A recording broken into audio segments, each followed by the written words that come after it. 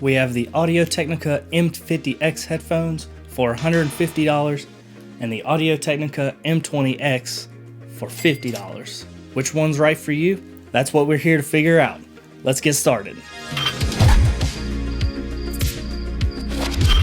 How's it going, guys? Hope you are all doing well. My name is Alex and welcome to Mountain Label Music, and today we're going to figure out why these, the most renowned and probably the most popular in most home studios and professional studios, compare to the Audio-Technica M20Xs, which are the cheapest headphones, at least to my knowledge, that they have to offer. And although I have some modifications to my M50Xs, like the cups and this headband up top, the principles still apply to the basic M50Xs.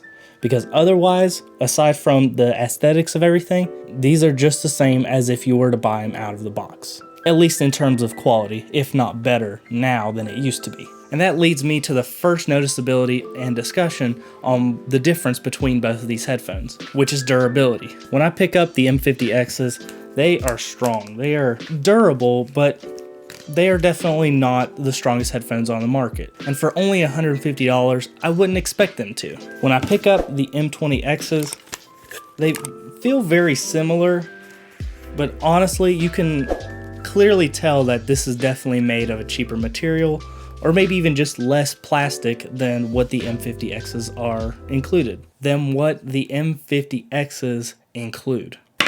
I can't use English today. And I think it was on previous models, especially for the M50Xs, that the headphone cups would deteriorate over time, especially after many years of use. Which, again, for a pair that's sub $200, I would expect this. And I just double checked and made sure that if you do decide to order other cups, they are compatible with each other. And I think the most important thing you guys want to know is, how do they sound? Now, while I actually can't show you guys what these sound like unless I actually put them on your ears, which I cannot do right now, what I can give you guys is a graph.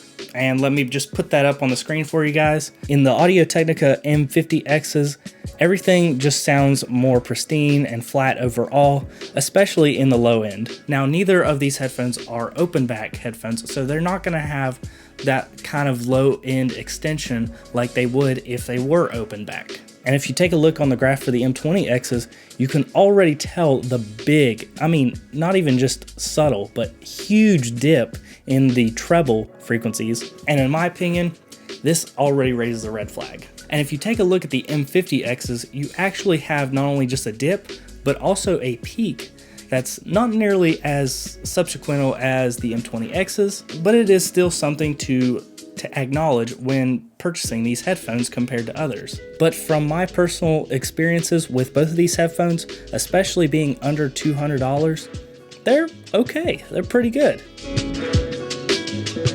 And speaking of wires, some people might have a little bit of a gripe with this feature that does not come with the M20Xs, and that is the fact that the M50Xs, you actually get a detachable wire. And while this is kind of proprietary, it is something that you have to consider if you're traveling, and that having this cable still attached to the headphones might be a little bit of an inconvenience. And to most of you guys, that probably won't be a big deal. Let me know down in the comments below whether you preferred having a detachable wired headset or having the wire completely integrated with the headphone itself.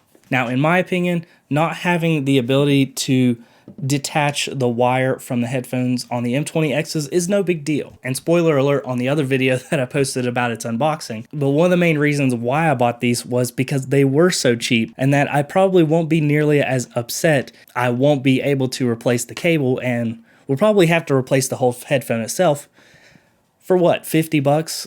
Whereas if the M50X didn't have a detachable wire, I might be a little more upset, because I really wouldn't want to replace a $150 headphone every time something breaks. And while I know that's still not a significant amount of money, but it is triple the price of the M20X, and I think that's a really good feature that they did include on the M50X. Now, who are these headphones for? If you're someone that's just needing a quick fix and maybe you had just broken a nice pair of headphones and are looking for a cheap replacement, or even if you already have a pair of studio monitors that you can reference later and make adjustments as needed, the price for the M20Xs is a pretty good bargain.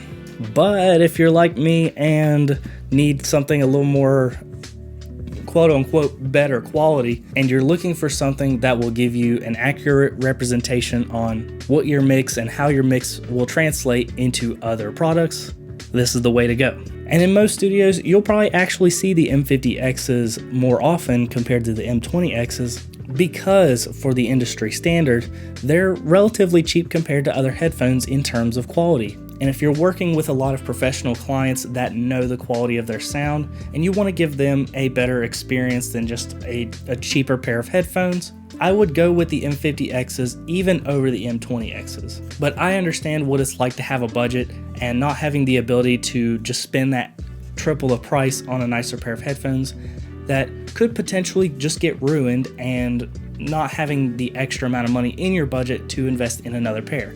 And in that case, I feel like the M20Xs compared to other pairs of headphones is probably the better quality of headphones for $50 that is worth replacing, but not super expensive to where it isn't worth wasting your money on something that could eventually break. Now, if you already have a pair of one of these headphones or both of them, let me know down in the comments on what you guys think. But anyways, that's all I have for you guys today. Be sure to like this video and subscribe if you are interested in Dolby Atmos, DIY, and affordable gear, especially for home studios and people that are trying to get into music production. So if that's something you are interested in, I highly recommend subscribing to this channel and checking out my other videos. But until then, I'll see you in the next video.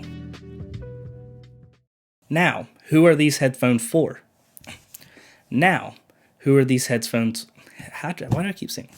Now, who are these headphones? Headphones?